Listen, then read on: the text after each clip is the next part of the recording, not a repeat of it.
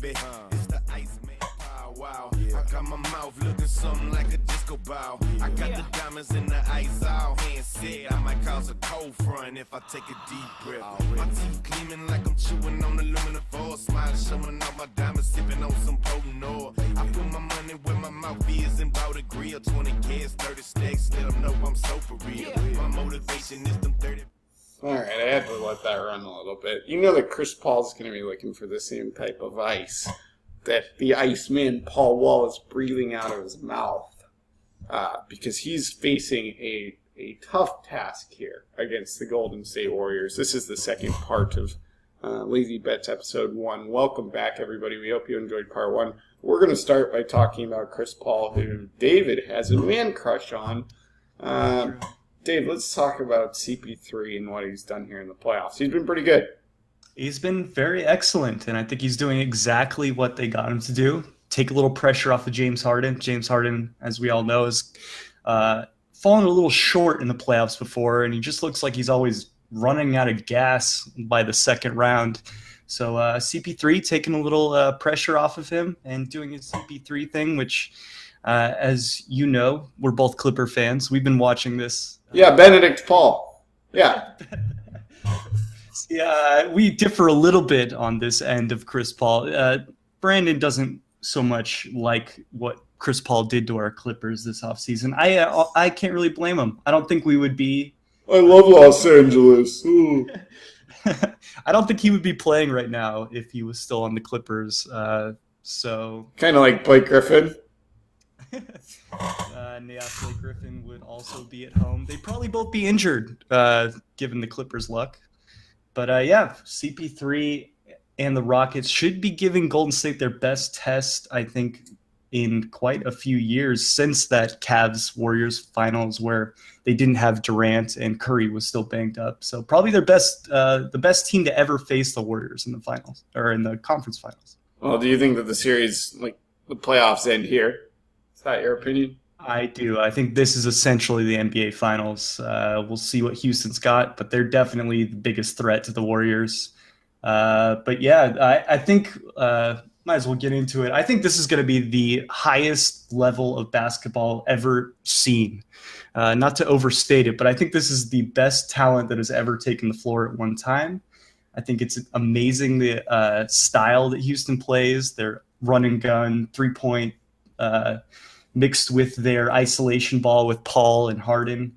It's going to be insane. If one thing to watch in this series is if you can't switch onto just about every position, you're probably not going to play in this series. I think we're going to see a limited amount of all the Golden State centers besides Draymond Green. I think he'll play the center. And I think we're going to see how much Clint Capella can hang in this series, switching on to guys like Curry and Durant. It's just going to be ridiculous. There's going to be so many switching, so much switching, so many screens, people trying to keep up with some of the greatest shooters of all time. It's going to be nuts. I can't wait for it. I think we're going to see an interesting series that may differ from what people are thinking.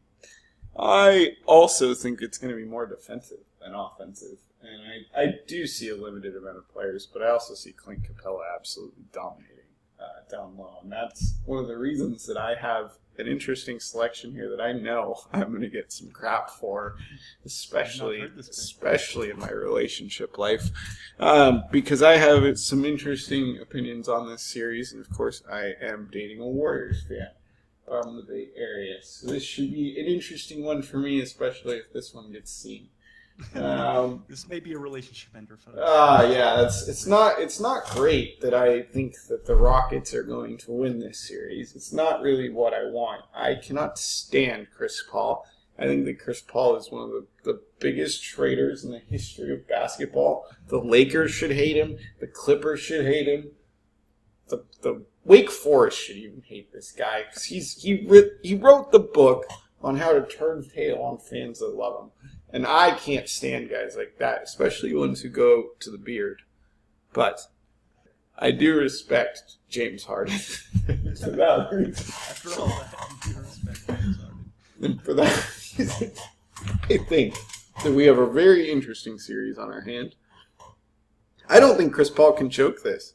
I really don't. I think that even Chris Paul, with the type of hands that he has, which are normally inclined to head towards the region slightly below the chin, normally guys like this like to just tank. And I don't see James Harden being the same type of variety here. I think we have a Warriors team that is fatigued. I think you began to see that in the last series. If they get a physical series on their hands, they can struggle. And I think the one team that's capable of potentially giving them that is the one that they have on their hands right here. When I saw the Rockets play the Warriors in person earlier this year, it was one of the most ridiculous games I've ever seen. So I agree with you. It's going to be one of the highest levels of basketball ever played. And this series is certainly going 7. But I don't see Harden giving this up. And I think that that's going to be the thing that happens here for the first time. I think we're going to see the greatness of what has been a very frustrating player to watch, but a very effective player, no doubt. Who's recreated really the way that the game's played. I think that's why they brought in Chris Paul, to let him shine in a series exactly like this. We'll see what kind of level Harden can get to, because really he's going to have to be.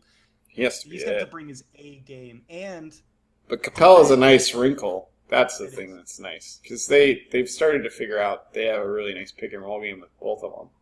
And it's pretty dangerous when you think about it.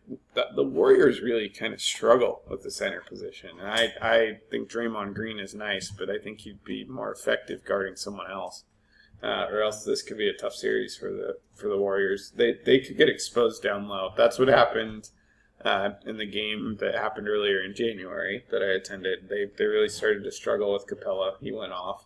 He also had a really ridiculous freaking advertisement where he was a cop. I was like, this is the most ridiculous thing ever. But I guess now he's wagging his finger like the Kimbe, and that's really really interesting. There's going to be some swag in this series. I wouldn't be surprised to see the Rockets get under the Warriors' skin. They play a rather physical brand, especially at home, and so if the Warriors aren't on their game, and they have been prone to dropping some weird games here in the playoffs that they haven't dropped in the last few years, that could be troublesome for them. The Warriors are facing a very consistent team here in the Rockets. It is true. But, however, I have to make the case for the Golden State Warriors. We do differ here. I heard a stat today. With Durant, the Warriors, how many games do you think they've lost with Durant since the beginning of last season in the playoffs? Well, I know they lost one when I was watching. So they've lost 3 games in total since they got Durant. They lost 1 game last season to LeBron and the Cavs. They lost 1 game to the Pelicans, and they lost 1 game to the Spurs. That's 3 total games. If it was first to 4, they wouldn't even be eliminated yet by the collective amount of playoff games they've played so far. So yeah, I do think that this Houston team's the best matchup they'll face. They could struggle with Capella. Offensive rebounds might be a problem. But I only see Houston taking 2 games. If we want to jump ahead a little bit, my best bet in this series is going to be Golden State in 6 games. Exactly 6 games. Yeah, Houston in 7 plus 450. I'm taking Golden State in 6 plus 300. I see them splitting the first 2. I see Golden State winning at home. I can't wait for Clint Capella's finger wag over Draymond Green in Game 7 as he's standing over him. It's going to be a phenomenal image that's going to live for history. Capella does make me a little nervous, I got to say, but I think he won't be able to switch. You know who should make you nervous? Draymond Green. That guy's a loose cannon. He is. The whole series is relying on him. But he's a former Defensive Player of the Year. He's up to the task. I think he's up to the task of showing his penis on airplanes. He's one of the best we've seen at that specific NBA skill. I saw him in a dental commercial. What do you think about that? I saw him in a dental commercial. He's fully endorsing dental insurance. Do you want to buy Draymond Green's dental insurance? I think he's got a nice set of teeth. I guess like a ton of money is sourced up in San Francisco. So if anyone's going to spend money on their smile, it's going to be people who are watching Draymond Green and hopping on the bandwagon. But I digress. There are some good Warriors fans out there. This could be a tough series for both of them. I could obviously see this going either way. It's a toss-up. I would put this series at a straight 50-50, which is why I have the Rockets in 7. I find that to just be incredibly good odds value at plus 450 for a series that I do think is going 7 games. It has it written all over it. If Houston was to win the series, I would see it happening in 7. So yeah, I don't mind that bet. Houston in 7. Nearly 5-1 just to take it. It's not bad for EV purposes. It'd be a nice hedge against some Warriors bets. Like if you think maybe Houston might take it, if you go with Houston in 7, put a small amount there just to hedge all your Warriors bets. If you're like me and you think the Warriors are going to dominate this series, the Warriors have struggled against the Rockets though this series. Or this year.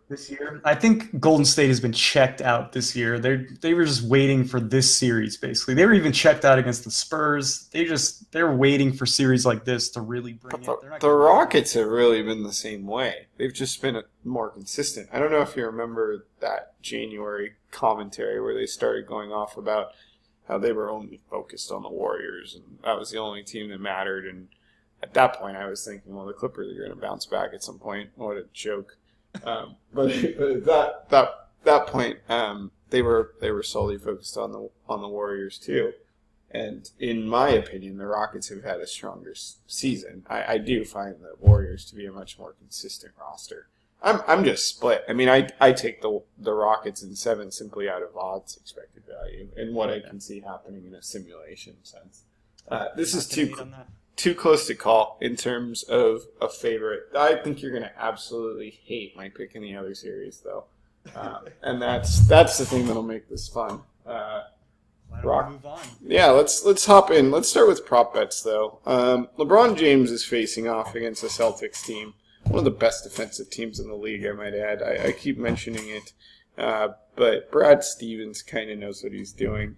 He's a decent coach, and the Celtics are very underappreciated. It's crazy, in fact, that so much attention has been given to the process when the Celtics went through a very similar rebuild, but just did it in such a cleaner fashion that nobody even really noticed. It was seamless. And thanks, Brooklyn Nets. Yeah, the Nets just tanked away pretty much everything for an aging Paul Pierce. Oh, God. One of the greatest heists in NBA history. We're going to look back on that trade and say, fuck. Reloading young Brad Stevens. Brad Stevens is a great coach. He's an excellent coach. With a roster that's deep. This team's going to be, quite frankly, damn near unbeatable next year. It's very important where LeBron goes in the offseason. I don't think it's going to be the Cavs. But let's talk about LeBron and free throws made in the series, because that's a prop that you and I both liked. The prop on, I believe it was betonline.ag. Is that the site we were looking at here? I'm going to go ahead and switch our browser here. There's a series of lines here on betonline.ag, and if you look at our sportsbook section, which we're going to go over a little bit more today, later in the week, I have no idea when we'll record that. Anyways, if you want to look at the lines and the different prop bets available to you, they are here for you. And you can see that a variety of things are available for you, like assists recorded by LeBron or 3 points made by Terry Rozier. You can bet on 3 points made by Marcus Smart, that big brute force gentleman. Al Horford blocks, which I know Dave is probably interested in. I think 6.5 is quite low. Anyways, there's a variety of things that you can bet on, but one of the things Dave and I were looking at was LeBron James free throws made for the series at 34.5. So I'll get into a little bit of statistics here, because there was a lot here that I found interesting. In the NBA playoffs so far, LeBron has averaged 7.45 free throws attempted in 11 games, and has 82 free throws attempted total in the playoffs so far this year. Of that, he's made 74.5%. He's never been a particularly great free throw shooter. Last year in the NBA Eastern Conference Finals, he made 66% of his free throws, 22 of 33 in 5 games. And so the line here is 34.5, and I think a lot of this goes into how long you think the series is going to go. Dave, what's your opinion on LeBron James' free throws made for the series? Yeah, I do like the over, and yeah, I think this does tie into both of our. We actually agree on this one that we see a longer series here. We know that LeBron just sort of decimated a team who also didn't really have much defense against him. They get destroyed by him every freaking year. The Raptors. It's why Dan Casey just got fired. Dwayne Casey, yeah. Dwayne Casey. But the main difference between the two, Dwayne Casey and Brad Stevens, is Stevens as an in-game coach just so much better than Dwayne Casey. His adjustments are just insane. If you think about how many players on the Cavs are like exploitable on offense and on defense, for the Celtics on offense, you don't think they'll be attacking Kyle Korver, Kevin Love in the post, going right at J.R. Smith. Like, it's just Brad Stevens is going to have endless options of who he wants to attack, and probably a good amount of success. This is going to be a very physical series. Right. I mean, and I think on the other end, LeBron is just going to be forced to do everything himself. They're going to take away all the three-point shooters around him. A guy like Marcus Smart is sort of the perfect guy to chase around Kyle Korver, just get up in his grill, make him uncomfortable. Al Horford should be able to handle Love in the post. But anyway, we both see this going the distance. So with that in mind, with LeBron having to do everything this series, it's what we see. Why not take the over on basically any of these things? Free throws made, three-pointers made stood out to me, over 8.5. Three-pointers made at -125. That just seems like sort of a lock. He's been making 1.5 a game so far in these playoffs. So what's that? He needs to get to 9. If they play 6 games, he should be getting to that number pretty easily. Yep. And I think we both see at least a 6-game series here. He had 10 in 5 games last year in this series. So I think he's probably going to be shooting a lot of threes. This is a good defensive team. I think that may threaten our free throws made, but if you think this series is going longer, I find free throws made to be interesting. The other thing I find interesting here is I think LeBron's going to be pretty locked in. He has to be. This is it. If he loses here, he's going to have to leave Cleveland again. Jeez. I mean, I don't understand why you would put yourself in line for that. But anyways, he has put himself in a position where he's going to be courted again. So he's going to have to play as well as he ever has. And he regressed to a 66% percentage mark last year. I think that we have to be a little bit fearful of that. But I can see this also going up 10 points. Given the gravity of this situation and who he's playing and how important points are going to be. The Celtics do not give up easy points.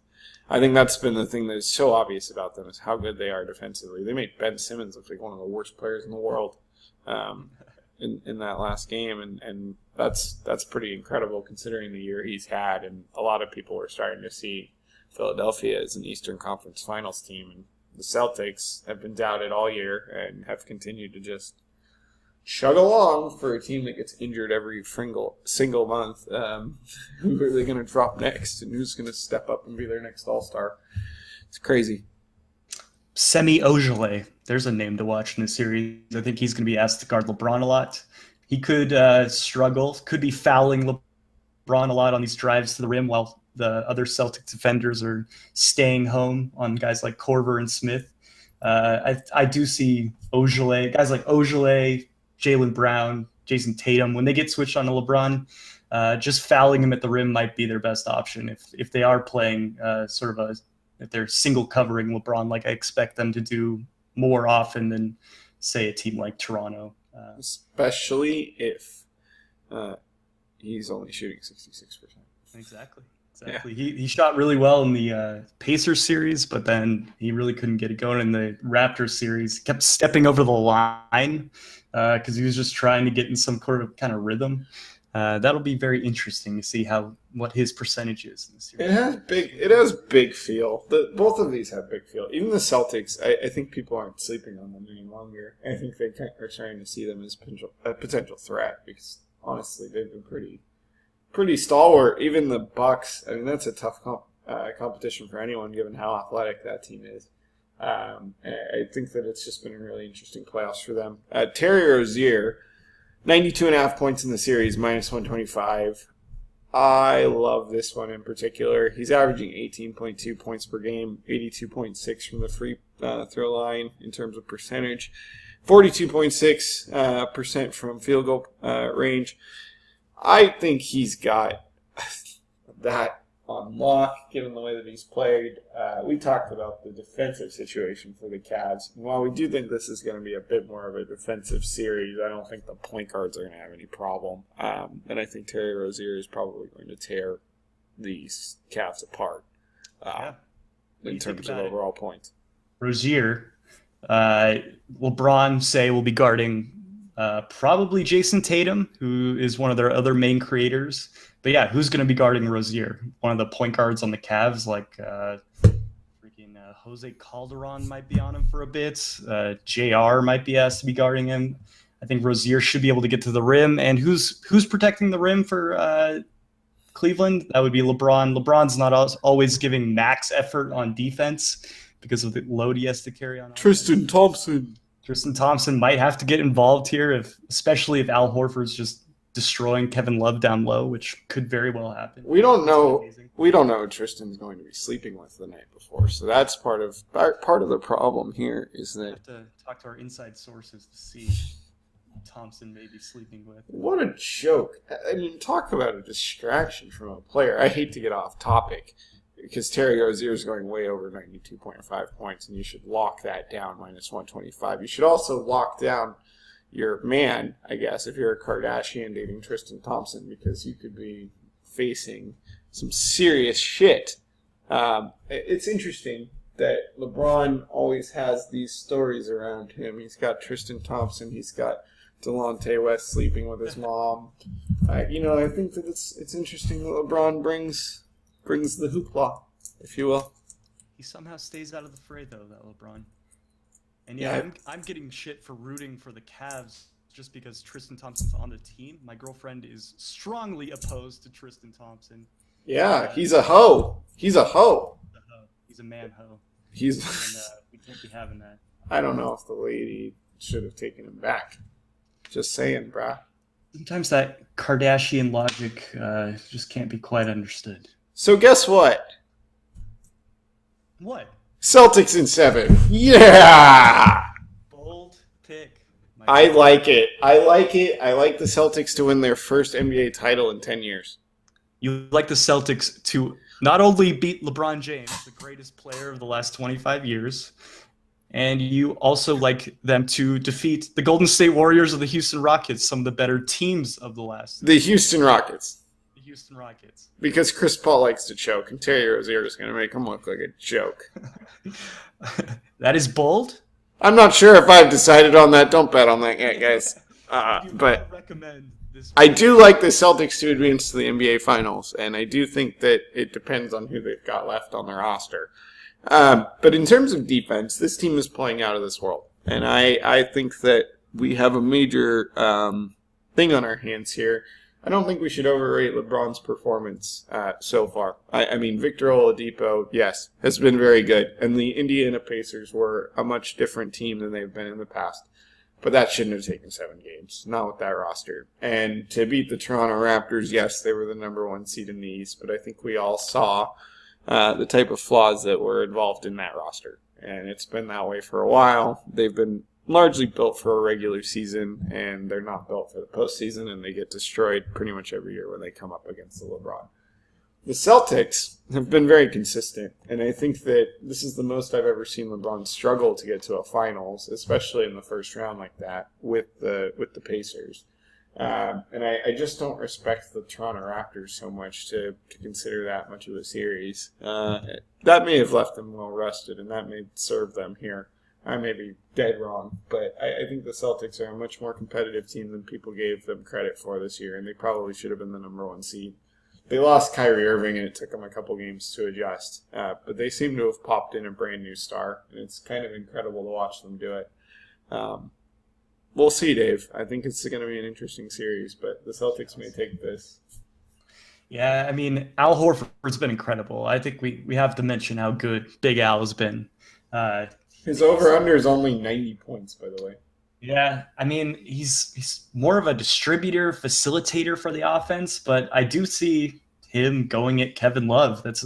If they can make Kevin Love uncomfortable on he's also going to stretch Al, though. That's the interesting thing. Right. I think Horford versus Love is going to be key. If one of those guys gets an advantage in the post and the other team has to adjust their lineups, I think that's going to be a big deal. But also to be noted, Big Al, 0-12 in the playoffs against LeBron's teams. Never won a game in the playoffs against a LeBron team. Got swept out by in Atlanta last year. Got swept out. I think LeBron may have figured out the Al Horford-based offense. You could see LeBron on Al Horford taking away those passing lanes. I personally think the Cavs and LeBron James, another one of my personal man crushes over the years, but nothing too unique. Both offer tremendous value. If you think these series are going 7 games, and you want to call that, I honestly think both could. That is my best bet. You take a couple. You could sprinkle a couple of these and play the board. If you've got $300 lying around, I might just throw Hundo on Boston in 7, take the plus 650. I put another 100 on Cleveland in 7 plus 500, and then I'd throw plus 240. Game 7 looks real nice too. I think these series have very long distances written all over them. It could be 6, and if you want to call that, it's plus 1,000. It's Boston in 6 plus 1,000. Yeah, Cleveland in 6 plus 300. So they favor a shorter series for Cleveland on the books. I can't blame them. LeBron and the finals are a thing that have happened quite a bit the last few years. It just doesn't feel Cleveland doesn't feel as strong. And the argument could be made that Boston doesn't feel as strong, but I could just argue that this team is a true team. That's what's scary about Boston is this team's playing inspired basketball. They just derailed the hottest team in the NBA and made it look easy. There's no doubt Stevens basically has elevated himself to mastermind status. He's right alongside Greg Popovich, maybe even higher. That's a hot take. Maybe even higher than Greg Popovich. I think he is. Yeah, he's basically the chess master of the NBA at this point. He should have been Coach of the Year. Isaiah Thomas was exactly right. It's a joke that he did not get Coach of the Year. And not one vote. That's ridiculous. Meanwhile, Dwayne Casey doesn't even know to double LeBron in a last 5-second situation. He doesn't have a job. Yes, and he won. Enjoy your award. That's the guy's in the finals now, and he's doing it with two of the best players in the NBA, arguably top 10 for both of them, and especially when Gordon Hayward's on. I think you've got some interesting things happening with the Celtics. They're going to be a much different team next year, and if somebody wants to make something interesting, they go sign with the Celtics. Very true. Could we see Anthony Davis there potentially with a trade? I don't know if they're willing to trade Jason Tatum anymore. How about LeBron James? Oh, that would be... I don't see that happening. Terror situations. Talk about a crazy one. I don't know if Kyrie would be down for that. Yeah, he gets LeBron back. I guess that probably wouldn't be very possible. But that wraps up our show for today, y'all. We hope you've enjoyed it. This has been about 50 minutes of us blabbering on about our picks. The first pitch here is coming up in just a little while for our free baseball pick of the day, which David's been very hot on. Check out the website once again. You can see it here at Lazybets. Dave will have that pick up shortly, and we will be good to go. And hopefully, you guys enjoy the evening with some W's because we are looking for a hot streak to start again. And baseball picks are a lock, especially when I make them. Go out and grab that Detroit Tigers and the under 8.5 runs. It is a lock. Give me a break. Michael Fulmer is a shutdown artist. You're going to see it tonight. Enjoy the under. All right, we'll see y'all later, everybody. See you later. Thanks for joining us. Lazy